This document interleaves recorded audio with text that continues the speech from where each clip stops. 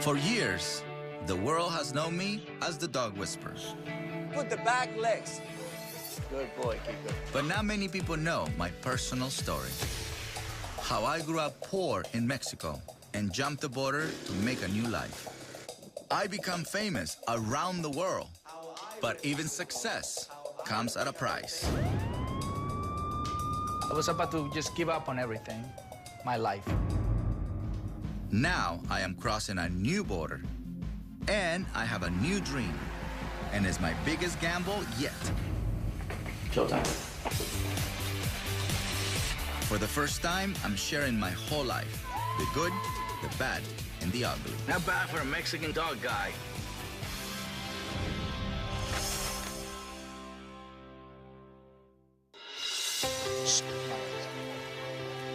My life is about educating people and rehabilitating dogs. Hey. Yeehaw, look at that tail. And I do this with instincts by connecting people and animals to nature. Oh, she wants to run. If people can get in touch with their instincts, they can transform relationships. Hello. With their dogs, with themselves. So now you have trust, respect, and love. Through my TV show, The Dog Whisperer, I've been able to help thousands of people. Can I give you a big doggy hug? In 1999, I founded my Dog Psychology Center in California. It's a sanctuary for dogs, where I work with my own pack. This is a city for dogs. I pretty much have everything that a dog needs to fulfill his life.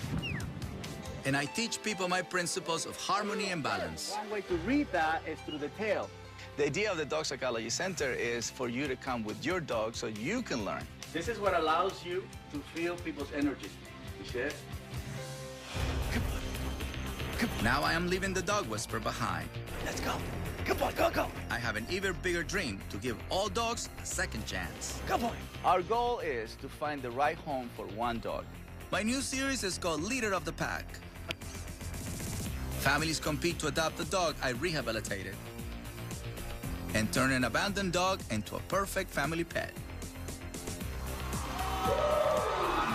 Now I am taking my role as the leader of the pack to a new level and bringing my message on the road in a live show. The goal of a dog, very simple. Harmony and balance. Never work against Mother Nature.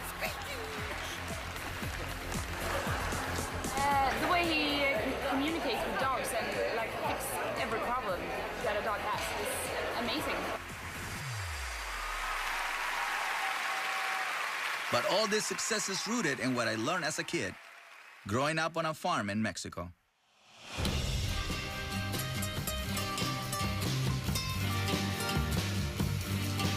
I was born in Culiacan, Sinaloa, in Mexico.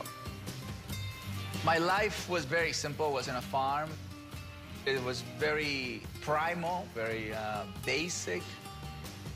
I saw it as a curse. You know, I'm poor, and I don't have toys. But at the end of the day, I had the most important thing, which is family.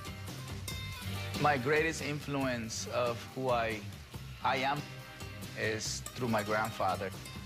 The peace, understanding, you know, never work against Mother Nature. That was him. Dogs were in my life from the moment I was born. We always had a pack of dogs. Other people's dogs will follow me. You know, I was called the dog boy, you know, el perrero, and I didn't like it. I wanted to be a singer. I can't sing. I wanted to be an actor. I didn't feel that I was good-looking enough. And at one point, I wanted to be a drug dealer. Those were the options. Those were my options in the part of Mexico. You know, I always wanted to be somebody. So then, shows like Lassie and Rin Tin Tin start showing. And I was fascinated. So I asked my mom, Mom, you think I can be the best dog trainer in the world? And she said, you can do whatever you want. And that was it, my first dream. Then the thought of those dogs live in America, how I'm gonna get there, you know, how I'm gonna go and see Lassie and Rin Tin Tin. I was 21 years old, and I decided I would try to make it to America. I have no money, no passport, and no idea how hard it would be to leave Mexico and my family.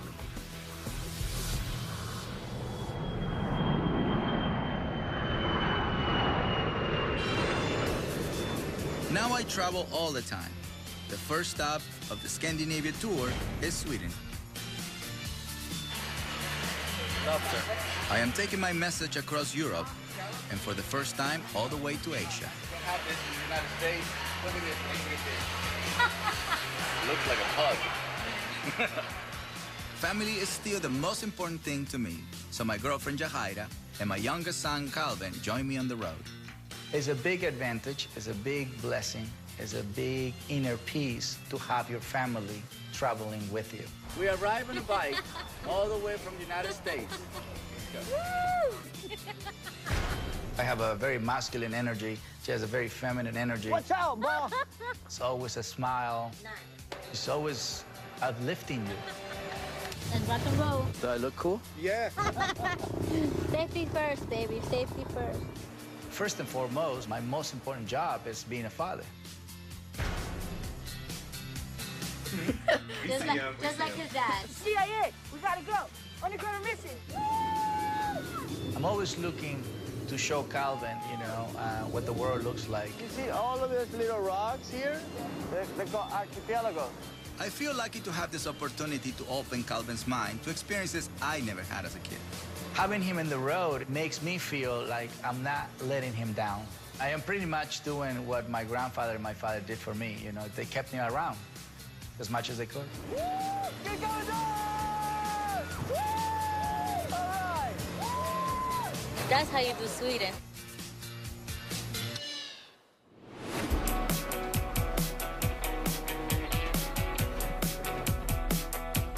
Hello! And all this place will be filled. This is the microphone right here. We're checking the sound. Hello, hello. The tour's called Trust Your Instincts. It's about finding stability in our own lives so we can lead our dogs. That creates happier dogs and happier people. Can you sit? Hello, hello, hello. Awesome. Following is very important. Is my underwear showing? Sorry. That's not part of the show. This is my biggest, most important road show yet. To pull it off, I need to have the best possible pack. I have like the superhero team. This is the pre-show briefing. Yeah, so we go through this script. What's harmony and balance? Lou is inside my head, literally. So here, this thing, this is Lou. Hi, Lou. Lou is telling me what I need to do. He walks me without a leash. It's the old show business adage, never work with children or animals. Most of the crew are childish, and we have animals, of course. I'm the EP, so I basically put the whole tour together. It's really like a real super healthy pack, and she runs it. She runs it, she knows everything, what everybody is doing. All right, here we go. You know me. Everybody needs somebody that keeps everybody on schedule, and that's Allegra. We have to get there exactly at 6 o'clock. To me, it's like a soldier. It's like a drill sergeant. When she gets into work mode, she gets into work mode. She won't leave you alone until it's done. We need to stick to the schedule. So that is my job. Oh, there you see, I told you. Todd has been with me for a long time. Your goal here is for me to help you how to walk a dog. The show is part seminar, part dog rehab. We're gonna help here. People bring me their dogs to work with. Todd is in charge of auditioning these dogs. The dog that was picked tonight is Loki. And getting us all on stage on time. Cesar is the real deal. He's the pack leader of us all. He's the type of boss you want. Not yet?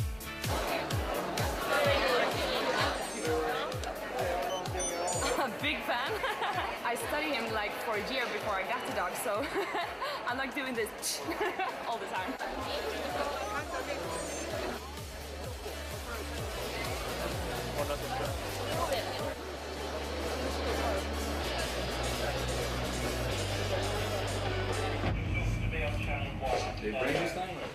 Thank you, God, for this wonderful day. Thank you for this opportunity that we have to bless so many lives. We thank you for that.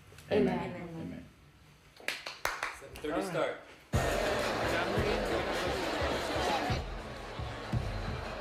Before going on, I always wonder if the audience will get it.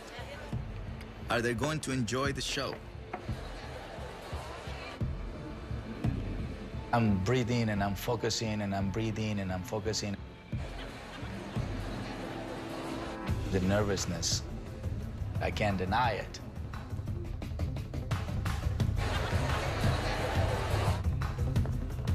I'm very insecure at that time.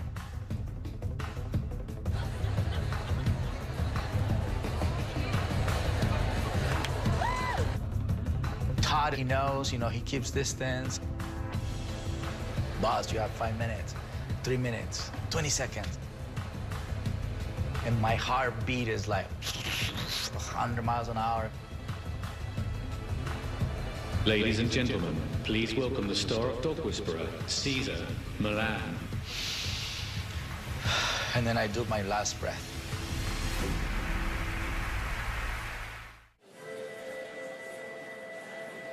Ladies and gentlemen, please welcome the star of Dog Whisperer and best-selling author, Cesar Millan.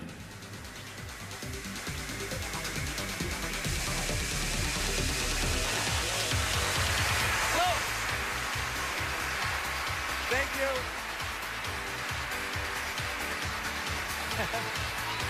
Thank you. Thank you very much. Thanks for the love. Thank you. So, for those who still don't know what breed am I, I'm Mexican. Don't look at her. Don't look at her, no? No, because you're nervous. Yeah. I'm nervous because you are here. Oh, you're gonna blame me. Oh, my goodness. This is not a show about dogs. This is a show about people. This show is about empowering people with the knowledge I gained through my own experience. If they want to change their relationship with their dog, they have to start by changing themselves. A dog is a mirror. It's what helps you see how you behave. In the modern world, the goal for the human is fame, money, what we call success. So what we need to do is unplug from the modern world and reconnect with Mother Nature. Dogs want to follow a leader who's strong, yet calm. They enjoy very much the hands-on when I'm with the person on stage. That's what they love. That's what Cesar Millan represents, the guy that can come and transform a situation. And it's live.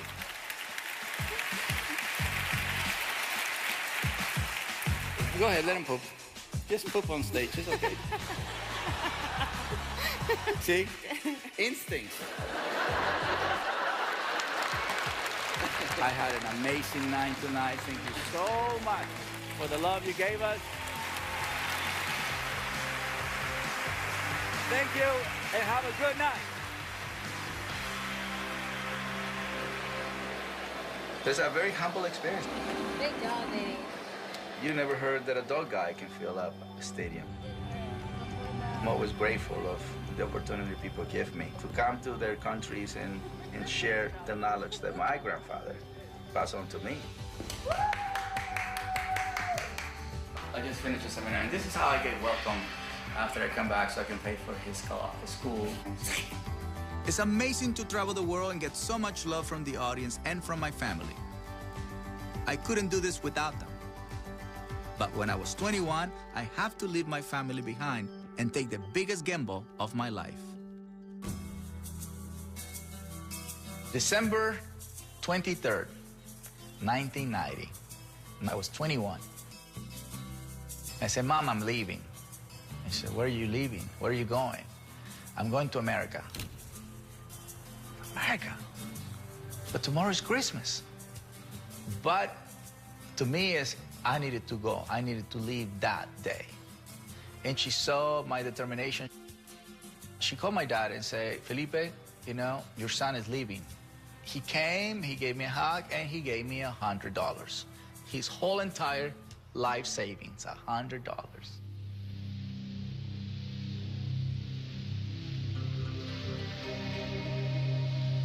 In my mind, I'm gonna figure it out. People already jumped, and why not me? It couldn't be that hard, right?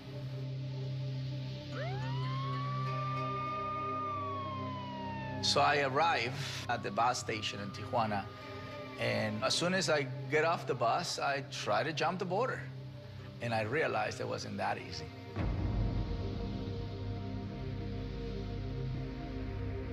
For 2 weeks, the only thing I did is find different times, you know, in the morning, in the afternoons, at nighttime. I mean, I tried them all. I walked the whole entire fence. I couldn't make it happen. You get caught, and often what I did was to let the INS catch me when I was starving, because I know I was gonna get a sandwich and a Coca-Cola. I realized I couldn't do it alone. So I tried tagging along behind people with hired guides called coyotes. And the coyotes, they're very smart, very clever. They have no mercy. We had this very heavy rain on those times, very, very heavy rain. Areas where it gets flooded, houses were taken away. So at one point, I'm following this coyote with a group of people, and he's taking them to an area where it's like a canal created by the rain. And I see people being taken away with the current of water. So you see elderly people, you see pregnant women just taken away. And the coyote guy, the only thing he says is, "Follow me!" He can care less about who's being taken away. And his family members crying. A lot of people, they're trying to better themselves and have an opportunity, you know, to come to this country. A lot of them, they don't make it. You know, they just don't make it. After 2 weeks, I finally found my chance, a hole in the border fence. I come to this area where there's a hole in the fence, and it's, you know, pretty fresh. And then this guy come from nowhere. Skinny, tall guy, dirty, I mean, dirty. You know, this is the kind of guy that you learn to stay away. But the guy come to me and say, "So, you want to cross?" So I say, "Yes, I want to cross. I charge you $100. It's impossible that this guy knows how much money I have. But something inside, so it's okay. So I follow him. He said, "Don't pay me until we cross." Okay. So here we go.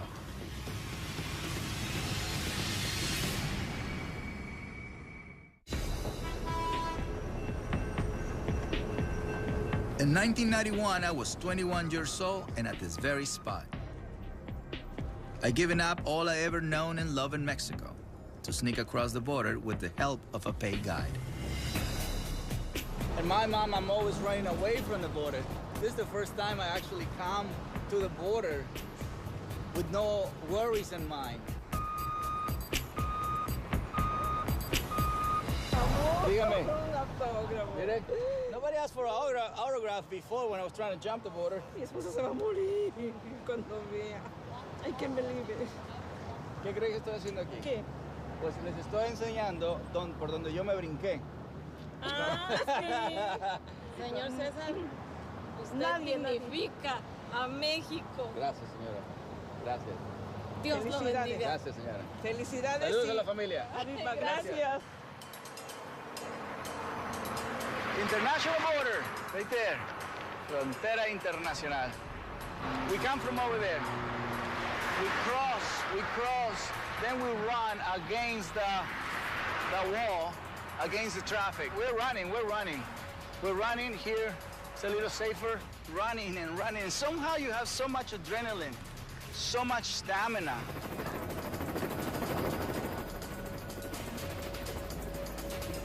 A hiding place. This is like the finish line. I follow him through the tunnel.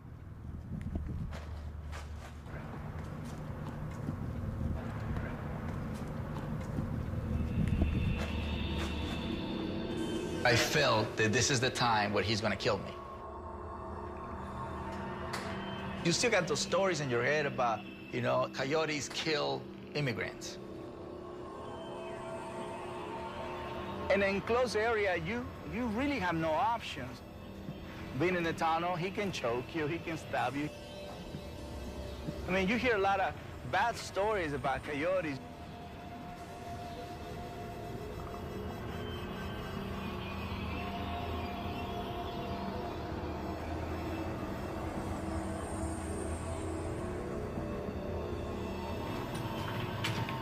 So then he tells me from here to wait.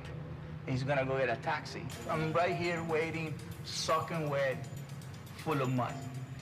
He whistles, he waves, so I go to where that little tree is.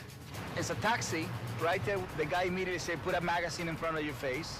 We go that way, and we make a loop, and then we enter into the freeway. And this is the Shell station where my life in America pretty much began. You get to study, you know, where other people like yourself live. And a lot of them live under freeways. And that's what I did. I haven't been here for 22 years. And I'm tracking down where I used to sleep. You get your cardboard, and then you come and look for your home. Slow down.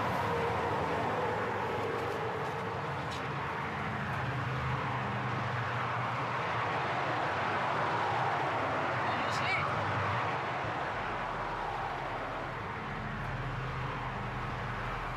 For 2 months, I washed dishes. Did odd jobs, whatever it took to survive.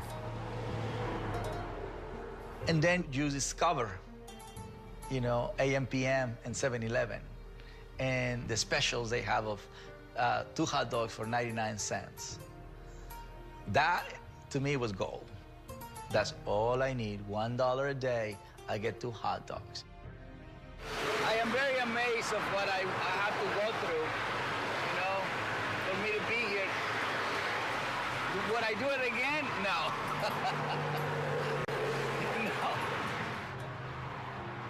Coming back here after so many years, I realized I don't belong to a country defined by borders. I belong to a global community. And my dream is to inspire people worldwide to lead their own packs.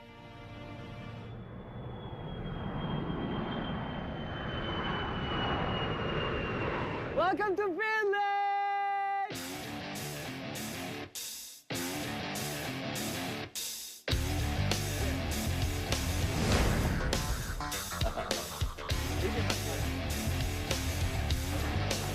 Are there reindeer? Yes, reindeer. Really?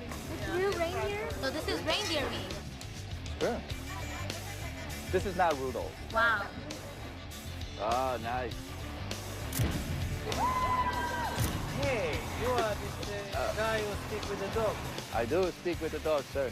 Yeah, take a picture. You don't know how many times they say that I look like you. One more.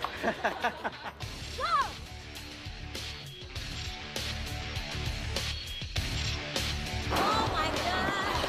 What's up, Helsinki? Look, Ozzy Osbourne was here. 50 Cent? What? Hold on. I gotta get my 50 on. Oh, the Pussycat Dolls were here. The Fugees, when Lauryn Hill was there. Oh my God, she's awesome. Oh wow, all these people are, oh, Celine Dion. Whitney Houston, what? Cher, Bon Jovi, Kiss. I'm the first dog guy. A dog guy in the same stage as the world's biggest performers. It's something I could never have imagined when I finally made it to Los Angeles 21 years ago. Determined to make it, and make it big.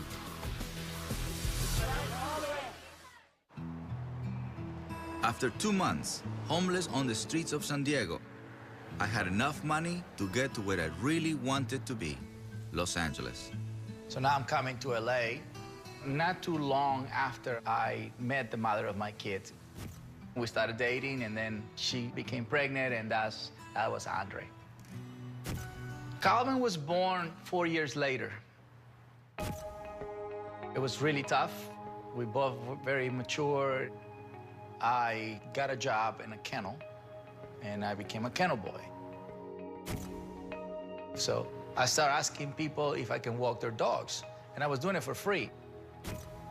So then I started walking 5 dogs, and then 10, then 15. And then that's how people started calling me the Mexican guy who can walk a pack of dogs. I'm gonna show you a picture that is pretty much what launched me, you know, in this whole journey of dog whisper guy. A man who identified himself as Cesar leads his own dog parade down Sentinel Avenue in Southwest Los Angeles. And so this picture eventually became the billboard. This billboard, if you notice, the LA Times cut our head so we don't get paid. Then the LA Times came. They followed me for 3 days. So I'm taking them everywhere, you know, I'm giving them, look, this is what I do for a living. At the end of the interview, her name is Mimi. She asked me, so, you know, it seems like you have a good thing going on. What would you like to do next? And I say, I would like to have a TV show. So she wrote it down. The newspaper came on a Sunday, and by Monday, it was a line of producers outside. Good boy, Kiko. So the first year, Dog Whisper, National Geographic, right? I was like, perfect. How you doing, ladies? For everybody, it was challenging in the beginning because none of the camera guys ever shot this kind of reality. They didn't know how to shoot dog, and I didn't know how to do TV. Not to let him pass that invisible line. In the show, I say I train people and rehabilitate dogs. Nobody ever said that before. Dog Whisper showed how a few core principles, exercise, discipline, and affection, can transform not just a dog's life, but their owners as well. Dog Whisper is now shown in over 100 countries. But not everybody understands my methods. You know, the methods that people feel they're controversial or they call cruel is when I touch them in the neck, you know, they call them poking or hitting. When I use my feet, they call them kicking it. When I flip or put the dog on the side, they call it old style. I don't think it's only one way to help a dog, right? You know, in 9 years of me doing Dog Whisper, I have shown many ways. So when critics come after me, that doesn't really bother me, you know what I mean? Come on, guys. The show gave people hope, that their relationship have hope, you know, with their dog. And that's something that I'm very proud of. Now I have a new series with a strong message promoting adoption of abandoned dogs. Johnny! Come on, man. So the new show is pretty much dedicated to influence, inspire the world about rescue, rehabilitation, and rehome. It's called The Leader of the Pack. Everybody can be a pack leader. You can begin with a rescue dog. So I'm really excited to go and see if I can inspire them to foster a dog or just to give a dog a chance. A TV show reaches a lot of people, but when thousands come out to see you in person, that's when you really feel the impact you are making on people's lives. There's, I think, about 8,000 people here tonight, and that's a pretty awesome number when you consider that, you know, it's essentially a seminar, but we do it as a show. So tonight's going to be pretty exciting. It's one of the biggest shows of this tour. Let me get my medicine for my stomach. We just need to iron out a few things in the script.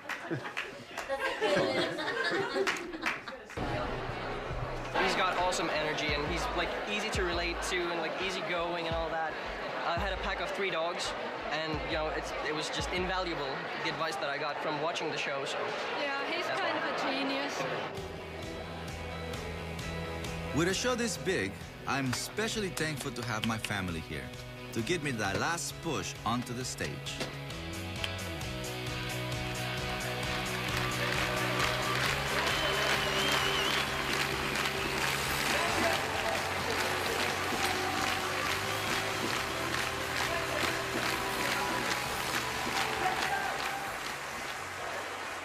Witam menek Helsinki!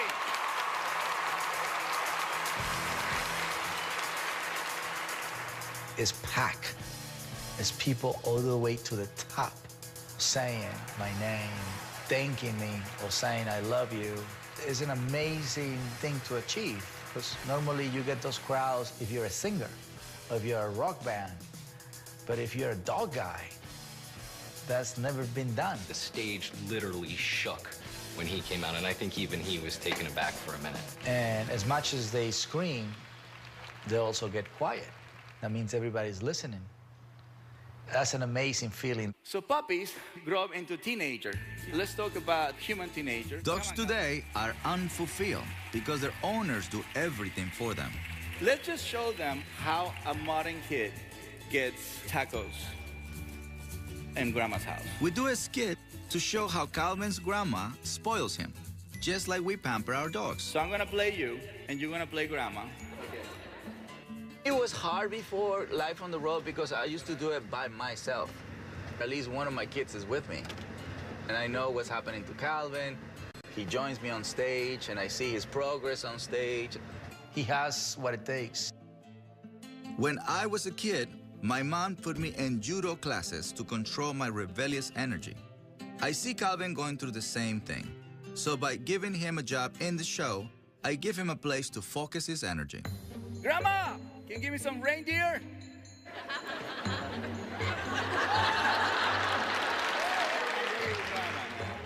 Yeah, she's gonna give me some food right now. Grandma, can I have some dessert, please? Thanks, Grandma. Grandma! The TV! The dessert! Grandma! Come on, Grandma. I hope you had a great night. It looks like if you pop the collar open. Tonight, I am taking my pack out for a special dinner to celebrate our last night in Scandinavia.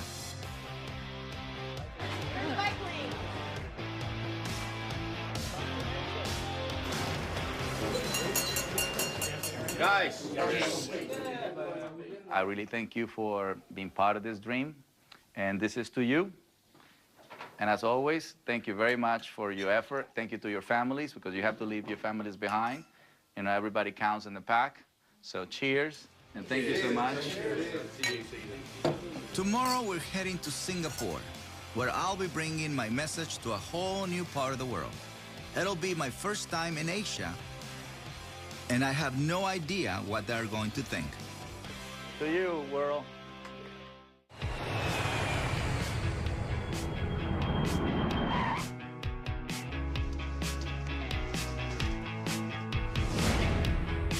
Singapore is amazing. The hospitality, the people, the food. The first day we got to see the city, you know, breathe the energy. What's up? I used to groom dogs. You used to groom? He's been the most relaxed I've ever seen him on any tour. Singapore! Wow, never in a million years I thought I was coming here. Singapore has been a great experience. I wasn't expecting it. I'm a high-level energy Mexican guy. You can't take that away from me. I have by far one of the best jobs in the world, because I can bring people together through a message which says, let's all be a pack member of one world. Calmness is a must. There's a lot of languages in the world. In the animal world, there's only one, and that's energy. You give me an aggressive dog from Singapore, and to me, it's the same language. It's a universal language. And that's what dogs read from me or feel from me.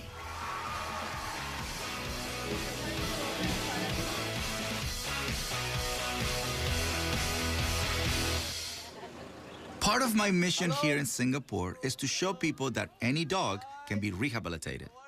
So today, before my last show, I'm going to a local shelter that really needs my help. I'm the founder and president. You are? Oh, God bless you, ma'am. Thank you for coming. Thank you, ma'am. Can I give you a big doggy hug? We have about 350 dogs here. Right now? Right now, yes. 350, yes. This is Cesar. There you go. Look at Cesar is here. What's up, Cesar and Cesar? Mango is the first dog that we have problems with. Yeah. He's been here 7 years. Big problem. That's him. Mango hasn't come out of this kennel in 5 years. So the goal is to bring him out of the kennel today. After 5 years. He doesn't like a leash. See the hair in the back? So I'm gonna keep him in the back. Very good, very good. And it's actually normal that a dog rejects the experience of having a leash on his neck. It's all patience. So he sees, okay, I'm doing all of this. And the human stays calm. So it might appear bad, but it's good, it's healthy. He's getting rid of it.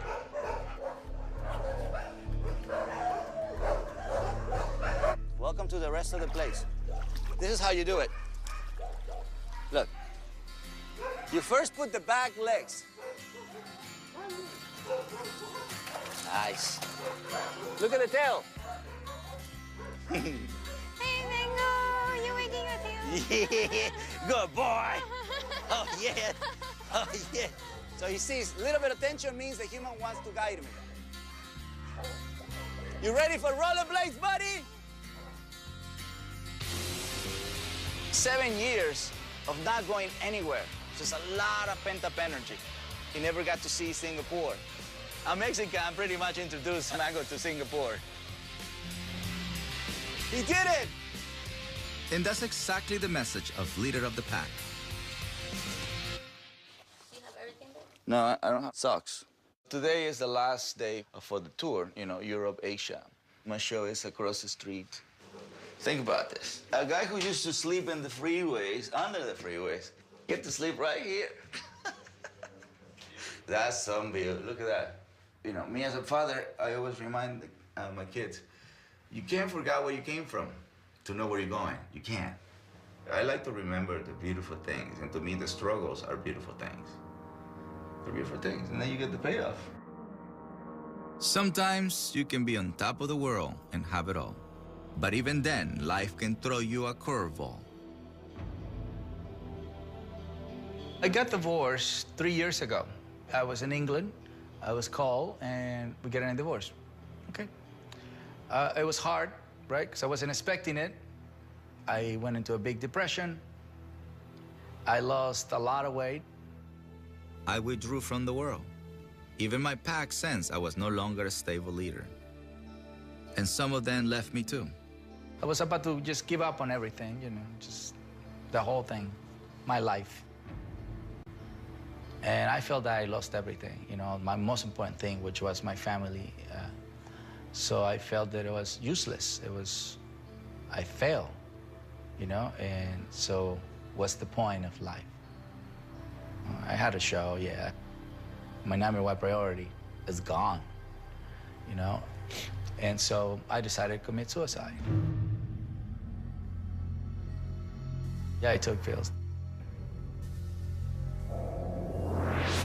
I didn't die, but I did try.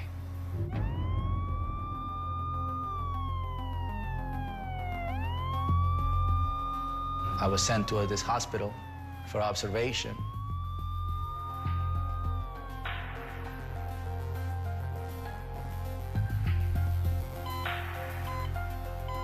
Later, months later, I decided I'm done with the depression. You know, my focus came back. I began to help myself using the same principles I applied to dogs: exercise, discipline, and affection. The secret ingredient is how much love I put into it. Now I built a new life and a loving family to share it. Okay, babe, I'm gonna make you another one, but at least you have this one right now. After I got off the victimism and, you know, blaming God and blaming the world and blaming me, all right, guys. I recognized the opportunity I had, you know, to start all over. If I didn't die, that's because God didn't want me to die yet. Good morning.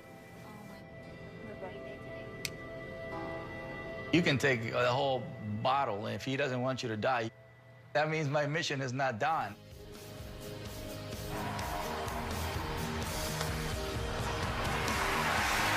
All right, thank you, thank you.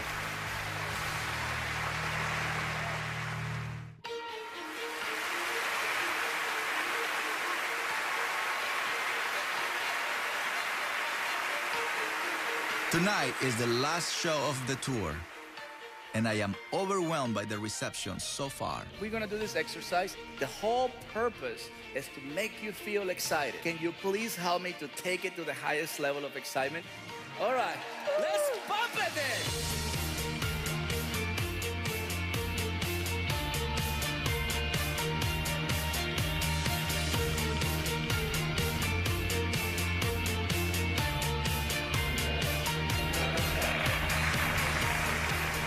Had a great night. Thank you, Singapore.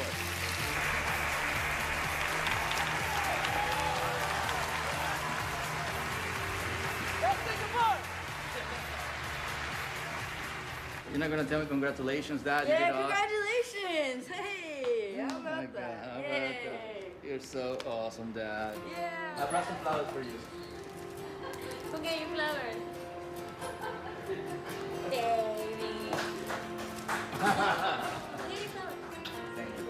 Thank you, man. Thanks, brother. Thanks for everything. Great shows yet again, man. Thank you. Really good. Really enjoyed it. Thank you. Yes, you did? Yeah. You're not again? When do I ever? All the time. He's just a really cool guy to work with, you know? It's a lot of fun, and it's been an adventure. Thank you, Cesar. Appreciate it. This is goodbye. Tara? See you later. I'll see you tomorrow, Look at Tara hugs, like with a distance like that. Like they're afraid. She's afraid. Like. I'm always really happy to be going home, but really sad to leave the crew. And I always find when I go home for about the next month, I get like what I call the tour blues, and I miss everyone. Okay, 1, 2.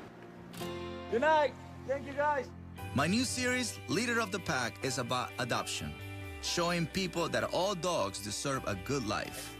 But I don't just want to change attitudes. I want to change laws. That's why we are going to march on Washington, D.C.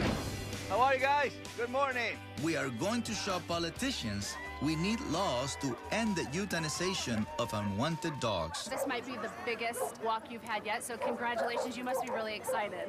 It's a dream come true. I visualized this for many, many years, right? To come and walk in Washington, D.C. It took a long time for me to become an American citizen.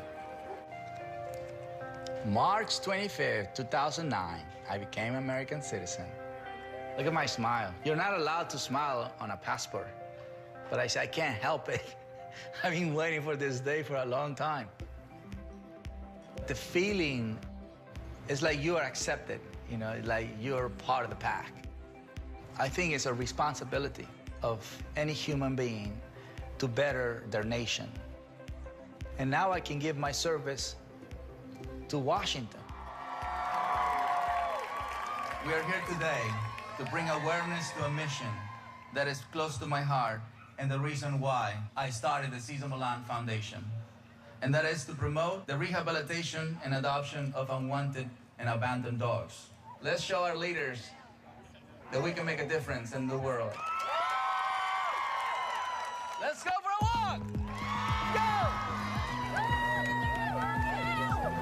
You know, I'm a big believer that if we treat dogs in a certain way, that also rubs on how we treat each other. I know that when I crossed the border, I was breaking the law, breaking the rules of a country. Let's take him for a walk. But that's what I needed to do to survive, to achieve a dream, and that's what they call it, the American dream. Hey, so when can I see you? But I made a difference. And if I would not take that chance, I would not be able to offer my contribution. Everything I am, I learned in Mexico. And everything that I became, I learned in the United States. They both facilitated something very important for me. One more time! I think my life has everything, you know, has comedy, has drama, has action. I don't know about the ending yet. I'm just glad that I can tell the story.